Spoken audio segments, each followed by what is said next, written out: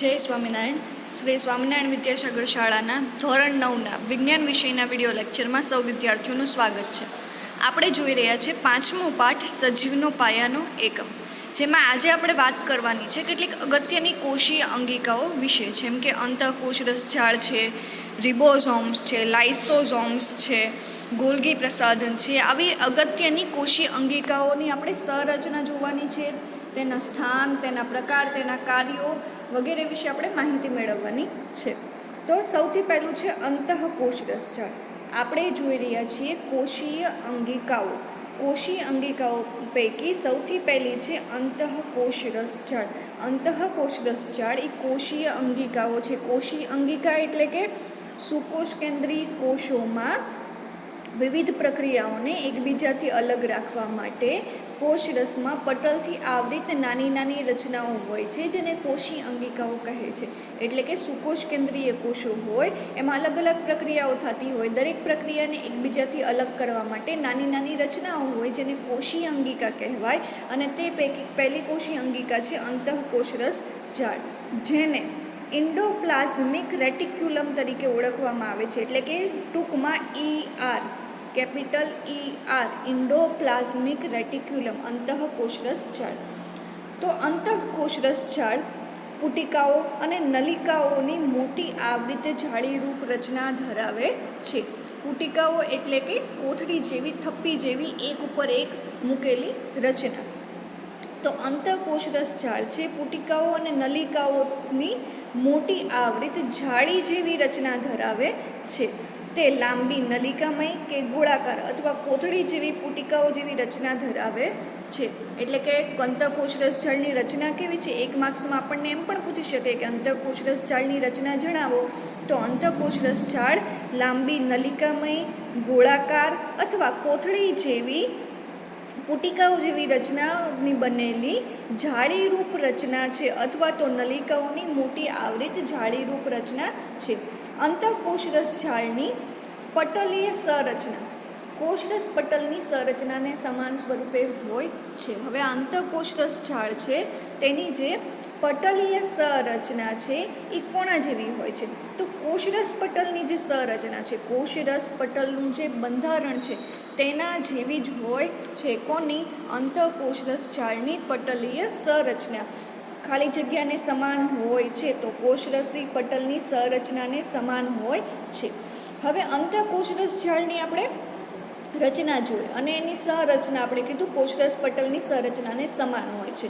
તો હવે અંતઃકોષ રસજાળના પ્રકાર જોવાના છે. તો અંતઃકોષ રસજાળના બે પ્રકાર છે. અંતઃકોષ રસજાળના બે પ્રકાર છે. પહેલો પ્રકાર ખરબચડી કે કણિકામય અંતઃકોષ રસજાળ. એક અંતઃકોષ રસજાળ કેવી છે? ખરબચડી હોય છે, અથવા તો આપણે એને કણિકામય કહી શકીએ છીએ. એટલે કે રફ એન્ડોપ્લાઝમિક રેટિક્યુલમ, RER તરીકે પણ ઓળખવામાં આવે છે. કેપિટલ RER એટલે કે રફ એન્ડોપ્લાઝમિક રેટિક્યુલમ, એટલે કે ખરબચડી કે કણિકામય અંતઃકોષ રસજાળ. અને બીજો પ્રકાર છે લીસી અંતઃકોષ રસજાળ, એટલે કે સ્મૂથ એન્ડોપ્લાઝમિક રેટિક્યુલમ. અંતઃકોષ રસજાળના બે પ્રકાર, ખરબચડી અંતઃકોષ રસજાળ અને લીસી અંતઃકોષ રસજાળ. ખરબચડી અંતઃકોષ રસજાળને આપણે capital R, capital E, capital RER તરીકે ઓળખાવી શકીએ. ટૂંકમાં આપણે કેપિટલ RER તરીકે આપણે એને ઓળખાવી શકીએ છીએ. અને લીસી અંતઃકોષ રસજાળને કેપિટલ SE અને R તરીકે પણ આપણે ઓળખી શકીએ છીએ. હવે આપણને કીધું છે કે RER એટલે રફ એન્ડોપ્લાઝમિક રેટિક્યુલમ, એટલે કે ખરબચડી અંતઃકોષ રસજાળની સપાટી સૂક્ષ્મદર્શક નીચે દર્શાવે છે, કારણ કે તે કણોની રચના ધરાવે છે, જેને રિબોઝોમ્સ કહે છે. એટલે કે ખરબચડી અંતઃકોષ રસજાળ છે એની સપાટીને જ્યારે આપણે સૂક્ષ્મદર્શક યંત્ર નીચે આપણે જોઈએ ત્યારે તેની સપાટી હોય છે એના પર કણોની રચના આવેલી હોય છે, જેને રિબોઝોમ્સ કહેવામાં આવે છે, અને માટે તે ખરબચડી દેખાય છે. રફ એન્ડોપ્લાઝમિક રેટિક્યુલમ જ્યારે આપણે સૂક્ષ્મદર્શક યંત્ર નીચે તેનો અભ્યાસ કરીએ છીએ તો એની જે સપાટી છે ખરબચડી કેમ જોવા મળે? કારણ કે તે કણોની રચના ધરાવે છે, જેને આપણે રિબોઝોમ્સ તરીકે ઓળખીએ છીએ. એટલે રિબોઝોમ્સ શું છે? તો રિબોઝોમ્સ છે એક પ્રકારની સક્રિય કોષોમાં આવેલી અંગિકા છે. આપણે હવે વાત કરીએ છીએ રિબોઝોમ્સ વિશે. રિબોઝોમ્સ કીધું, રિબોઝોમ્સ ક્યાં આવેલા છે? તો ખરબચડી અંતઃકોષરસ જાળીની સપાટી પર રિબોઝોમ્સ આવેલા છે. રિબોઝોમ્સ ખરબચડી અંતઃકોષરસ જાળીની સપાટી પર આવેલા હોય છે. રિબોઝોમ શું છે? બધા જ સક્રિય કોષમાં આવેલી એક અંગિકા છે અને તે આદિકોષ કેન્દ્રમાં પણ જોવા મળે અને સુકોષ કેન્દ્રમાં પણ જોવા મળે છે અને સાથે સાથે તે પટલ વગરની અંગિકા છે. રિબોઝોમ્સ છે એ અંગિકા છે પણ કેવી છે? પટલ વગરની. બધા જ સક્રિય કોષમાં આવેલી છે.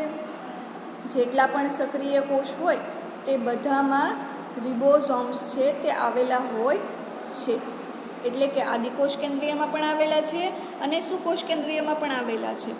તે ERની સપાટી પર કણો સ્વરૂપે જોડાયેલ છે. અંતઃકોષરસ જાળની સપાટી પર કણો સ્વરૂપે જોડાયેલ હોય છે. કોણ? રિબોઝોમ્સની વાત કરી છે. રિબોઝોમ્સ જે બધા જ સક્રિય કોષોમાં હાજર હોય છે. અહીંયા આપણને કીધું રિબોઝોમ્સ ક્યાં આવેલા હોય છે? બધા જ સક્રિય કોષમાં આવેલા છે. તે શું છે? એક અંગિકા છે. રિબોઝોમ્સ એક અંગિકા છે જે બધા જ સક્રિય કોષોમાં હાજર હોય છે. તે પ્રોટીન સંશ્લેષણ કરવાનું સ્થાન ધરાવે છે. રિબોઝોમ્સ કયું સ્થાન ધરાવે છે? પ્રોટીન સંશ્લેષણ. કોષની અંદર પ્રોટીન સંશ્લેષણ માટેનું સ્થાન એટલે રિબોઝોમ્સ. કોષની અંદર પ્રોટીનનું સંશ્લેષણ ક્યાં થાય છે? રિબોઝોમ્સમાં થાય છે. ER દ્વારા નિર્માણ પામેલ પ્રોટીન્સને એન્ડોપ્લાઝમિક રેટિક્યુલમ અંતઃકોષરસ જાળ દ્વારા નિર્માણ પામેલ પ્રોટીન્સને કોષમાં જરૂરિયાતને આધારે વિવિધ સ્થાનોએ મોકલવામાં આવે છે. એટલે કોષની અંદર જે પણ પ્રોટીનનું નિર્માણ થાય છે ત્યાં જેટલી જરૂર હોય તેટલા પ્રમાણમાં તેને વિવિધ સ્થાનોએ મોકલવામાં આવે છે. SER એટલે સ્મૂથ એન્ડોપ્લાઝમિક રેટિક્યુલમ એટલે કે લીસી અંતઃકોષરસ જાળ ચરબીના અણુઓનું સંશ્લેષણ કરવામાં મદદરૂપ થાય છે. ખરબચડી અંતઃકોષરસ જાળનું કામ શું? પ્રોટીન સંશ્લેષણ કરવાનું. જ્યારે આ લીસીનું કામ શું છે? ચરબીના અણુઓનું સંશ્લેષણ કરવાનું કામ કરે છે. અહીંયા લીસી અંતઃકોષરસ જાળ પર રિબોઝોમ્સ હોતા નથી. કોષના અગત્યના કાર્ય માટે લિપિડ્સનું નિર્માણ કરે છે. કોણ કરે છે? SER એટલે કે લીસી અંતઃકોષરસ જાળ. આમાંના કેટલાક પ્રોટીન્સ અને લિપિડ્સ કોષરસ પટલના બંધારણમાં પણ મદદરૂપ થાય છે. એટલે કે લીસી અંતઃકોષરસ જાળ છે કેટલાક અગત્યના કાર્ય માટે લિપિડનું નિર્માણ કરે છે. તો આમાંના કેટલાક પ્રોટીન અને લિપિડ છે એ કોષરસ પટલનું જે બંધારણ છે એમાં પણ મદદ કરે છે. આ ક્રિયા પટલનું જૈવ સંશ્લેષણ તરીકે ઓળખવામાં આવે છે. પટલનું જૈવ સંશ્લેષણ એટલે શું? એટલે કે કણિકામય અંતઃકોષરસ જાળ દ્વારા સંશ્લેષણ કરાતા કેટલાક પ્રોટીન અને લીસી અંતઃકોષરસ જાળ દ્વારા નિર્માણ પામતા લિપિડ કોષરસ પટલના બંધારણમાં મદદરૂપ થાય છે, જેને પટલના જૈવ સંશ્લેષણ તરીકે ઓળખવામાં આવે છે. પટલનું જૈવ સંશ્લેષણ એટલે શું? કણિકામય અંતઃકોષરસ જાળ દ્વારા પ્રોટીન્સનું નિર્માણ થાય છે. પ્રોટીન સંશ્લેષણ આપણે કીધું. કોના દ્વારા? કણિકામય અંતઃકોષરસ જાળ દ્વારા. અને SER એટલે કે લીસી અંતઃકોષરસ જાળ દ્વારા શું થાય છે? લિપિડ્સનું નિર્માણ થાય છે.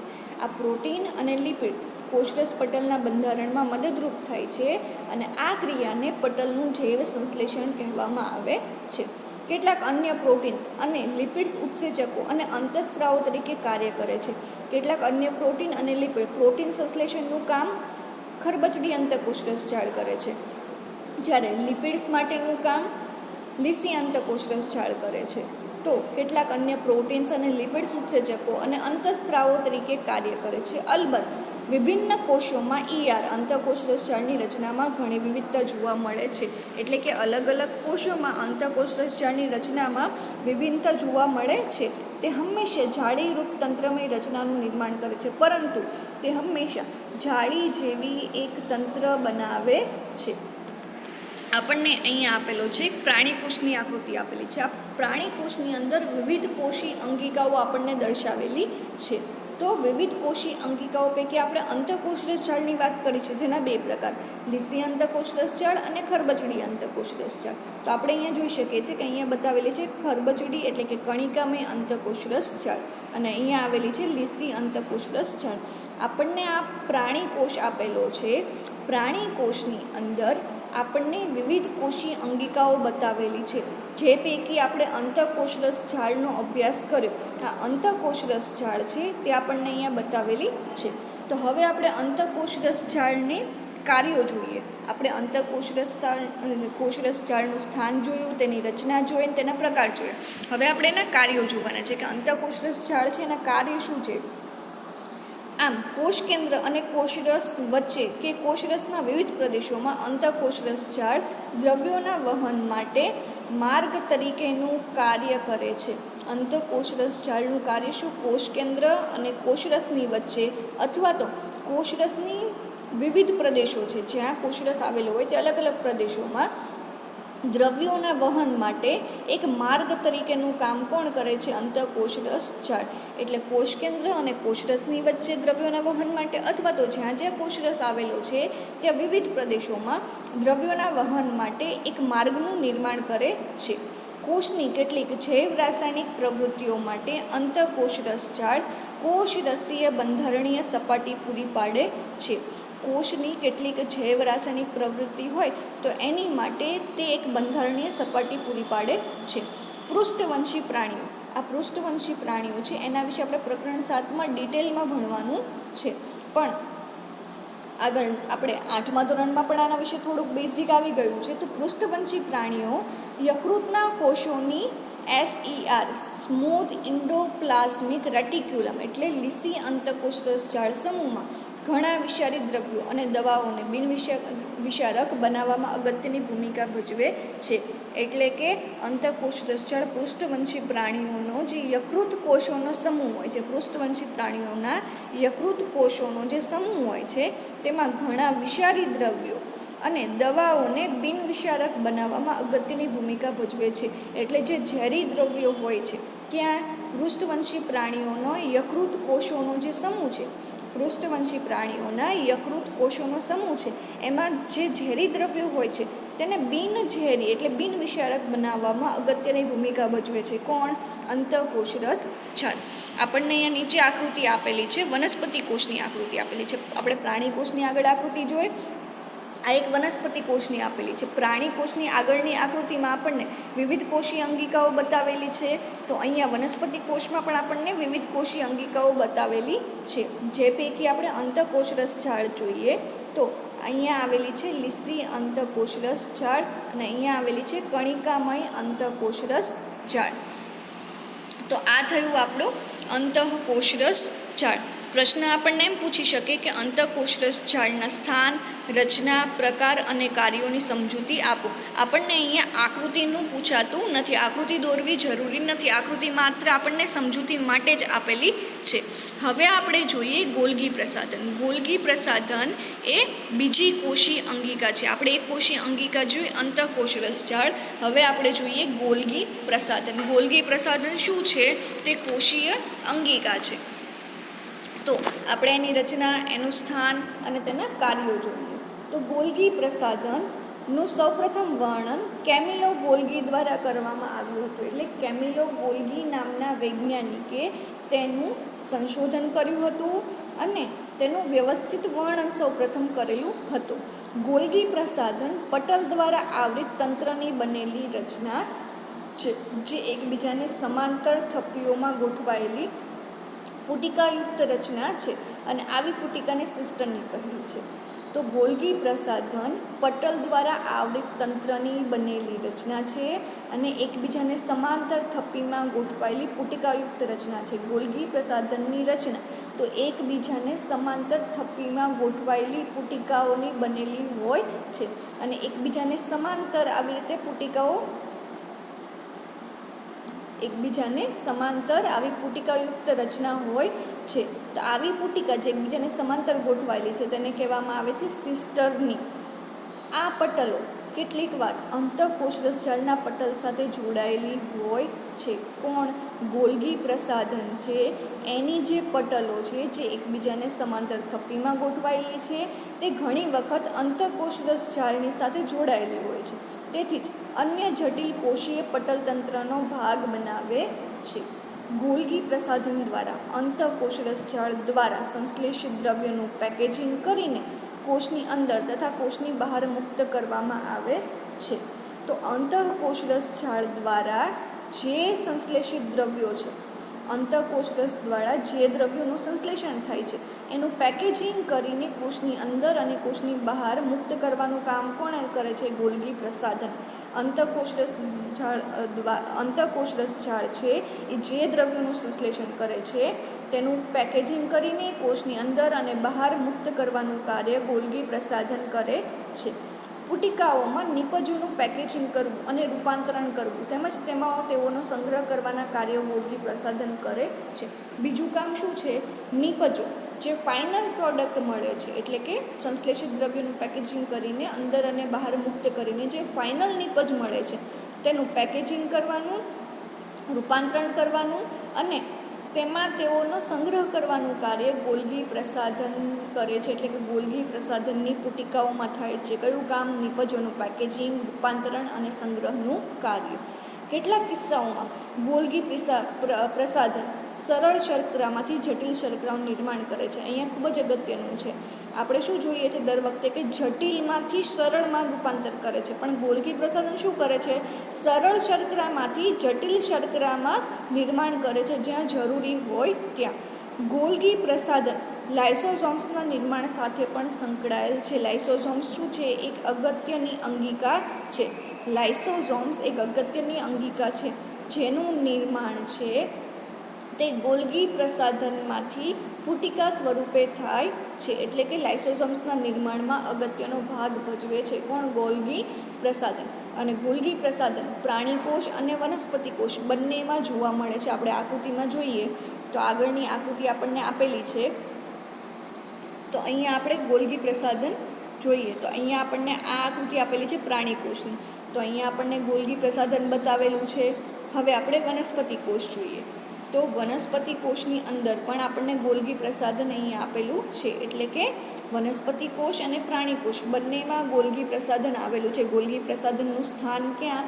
વનસ્પતિ કોષ અને પ્રાણી કોષ બંનેમાં આવેલું છે. તેનું સૌપ્રથમ સંશોધન અને વર્ણન કોણે કરેલું હતું? કેમિલો ગોલ્ગી દ્વારા. અને તેની રચના અને કાર્યો આપણે જોયેલા છે. અહીંયા પણ આકૃતિ છે તે જરૂરી નથી. હવે આપણે જોઈએ લાઇસોઝોમ્સ. જે લાઇસોઝોમ્સ તે પણ એક અંગિકા છે જે ક્યાંથી ઉત્પન્ન થાય છે? તે ગોલ્ગી પ્રસાધનમાંથી ઉત્પન્ન થાય છે. લાઇસોઝોમ્સ છે તેના વિશે આપણે જોવાનું છે. કોષનું ઉત્સર્ગ દ્રવ્ય કે કચરાને ત્યજતા તંત્રના પ્રકાર તરીકે લાઇસોઝોમ્સ છે. લાઇસોઝોમ શું છે? કોષનું ઉત્સર્ગ દ્રવ્ય. એટલે કે આપણા શરીરની અંદર નકામા પદાર્થોના નિકાલ માટે જે તંત્ર રહેલું હોય છે તેવી જ રીતે કોષોની અંદર ઉત્સર્ગ દ્રવ્ય કે કચરાને ત્યજતા. ઉત્સર્ગ દ્રવ્ય એટલે નકામા પદાર્થો. તો નકામા પદાર્થો કે કચરાને ત્યજતું એક તંત્ર હોય છે કોષની અંદર જેને લાઇસોઝોમ્સ કહેવામાં આવે છે. કોઈ પણ વિદેશી દ્રવ્ય તેમજ તૂટેલી કોષીય અંગિકાઓનું પાચન કરીને તેના પૂર્ણ કોષને સ્વચ્છ રાખવામાં લાઇસોઝોમ્સ મદદરૂપ થાય છે. અહીંયા વિદેશી દ્રવ્ય એટલે જે કોષ માટે જરૂરી ન હોય તેવું દ્રવ્ય તેમજ તૂટેલી કોષીય અંગિકા, જે કોષીય અંગિકાઓ તૂટી ગઈ હોય એટલે કે ઈજા થવાને કારણે તૂટી ગઈ હોય તેનું પાચન કરીને તેના પૂર્ણ કોષને સ્વચ્છ કરવામાં, પાચન કરીને તે અંગિકા કે દ્રવ્ય જે રહેલું છે તેના આખા કોષને સ્વચ્છ રાખવામાં લાઇસોઝોમ્સ મદદરૂપ થાય છે. જેવા કે બેક્ટેરિયા, ખોરાક, જૂની અંગિકાઓ જે નાશ થવાને આરે હોય તેનું લાઇસોઝોમ્સ વિઘટન કરે છે અને નાના ટુકડાઓમાં ફેરવે છે. લાઇસોઝોમ્સ આપણે શું કીધું કે કોષના ઉત્સર્ગ દ્રવ્ય કે એક કચરાને ત્યજતા તંત્ર તરીકે હોય છે. અને લાઇસોઝોમ્સ ક્યાંથી ઉત્પન્ન થાય છે? તો આપણે આગળ જોયું કે ગોલ્ગી પ્રસાધન છે તેમાંથી પુટિકાઓ સ્વરૂપે લાઇસોઝોમ્સ ઉત્પન્ન થાય છે. લાઇસોઝોમ્સ પાચન કરી શકે છે કારણ કે તેઓ પાચન માટેના સક્રિય ઉત્સેચકો ધરાવે છે. આપણે આગળ કીધું કે લાઇસોઝોમ્સ શું કરે છે કે તૂટેલી કોષીય અંગિકાઓ કે વિદેશી દ્રવ્ય છે તેનું સંપૂર્ણ પાચન કરે છે. તે પાચન શા માટે કરી શકે છે? કારણ કે તેઓ પાચન માટેના સક્રિય ઉત્સેચકો ધરાવે છે જે બધા જ કાર્બનિક દ્રવ્યોને તોડવાની ક્ષમતા ધરાવે છે. કોષીય ચયાપચય દરમિયાન વિક્ષેપ સર્જાતા લાઇસોઝોમ્સ પોતાના જ કોષનું પાચન કરી નાખે છે. ઘણી વખત શું થાય છે કે કોષની જે ચયાપચયની પાચનની જે આખી ક્રિયા છે એમાં ઘણીવાર વિક્ષેપ સર્જાઈ જાય છે, એટલે કે અડચણ સર્જાઈ જાય છે. તો ત્યારે લાઇસોઝોમ્સ પોતાના જ કોષનું પાચન કરી નાખે છે. જેમ કે ઉદાહરણ કહીએ તો જ્યારે કોષ ઈજાગ્રસ્ત બને છે ત્યારે લાઇસોઝોમ્સ તૂટે છે. જ્યારે કોઈ ઈજા થાય છે કોષને ત્યારે લાઇસોઝોમ્સની અંગિકા છે તે તૂટે છે અને તે પોતાના ઉત્સેચકો દ્વારા, આપણે કીધું કે લાઇસોઝોમ્સના પાચન માટેના ઉત્સેચકો હોય છે, એટલે પોતાના જ ઉત્સેચકો દ્વારા તે પોતાના જ કોષનું પાચન કરી નાખે છે. આથી લાઇસોઝોમ્સને આત્મઘાતી કોથળી તરીકે પણ ઓળખવામાં આવે છે. મિત્રો, આ પ્રશ્ન ખૂબ જ આઈએમપી છે. દર વખતે આ પ્રશ્ન વારંવાર પૂછાતો હોય છે કે લાઇસોઝોમ્સને કોષની આત્મઘાતી કોથળી કહે છે. તો શા માટે? કારણ કે કોષીય ચયાપચય દરમિયાન વિક્ષેપ સર્જાતા લાઇસોઝોમ્સ પોતાના જ કોષનું પાચન કરે છે. જ્યારે કોષની ઈજા થાય છે ત્યારે લાઇસોઝોમ્સ પોતાના જ ઉત્સેચકો દ્વારા પોતાના જ કોષનું પાચન કરી નાખે છે. આથી લાઇસોઝોમ્સને કોષની આત્મઘાતી કોથળી, એટલે પોતે જ પોતાની આત્મહત્યા કરે છે, એટલે કે પોતે જ પોતાની જે અંગિકા છે એને તોડી નાખે છે, કોષને તોડી નાખે છે, એટલે આત્મઘાતી કોથળી તરીકે ઓળખવામાં આવે છે. સંરચનાકીય લાઇસોઝોમ્સ આવૃત પટલીય કોથળી જેવી રચના ધરાવે છે જે પાચિત ઉત્સેચકો ધરાવે છે. તેની રચના કેવી હોય છે? તો તે પાચક ઉત્સેચકો ધરાવતી આવૃત પટલીય કોથળી જેવી રચના છે. આ ઉત્સેચકો કણિકામય અંતઃકોષરસ જાળ દ્વારા નિર્માણ પામે છે. લાઇસોઝોમ્સના જે પાચક ઉત્સેચકો છે તે કોના દ્વારા નિર્માણ પામે છે? કણિકામય અંતઃકોષરસ જાળ દ્વારા, એટલે કે રફ એન્ડોપ્લાઝમિક રેટિક્યુલમ દ્વારા નિર્માણ પામે છે. તો આ થયું આપણું લાઇસોઝોમ્સ. આજના લેક્ચરમાં આપણે જોયું 3 કોષી અંગિકાઓ, એક અંતઃકોષરસ જાળ, બીજું ગોલ્ગી પ્રસાધન અને ત્રીજું લાઇસોઝોમ્સ. આજના લેક્ચરમાં બસ આપણે આટલું જ રાખીશું. જય સ્વામિનારાયણ.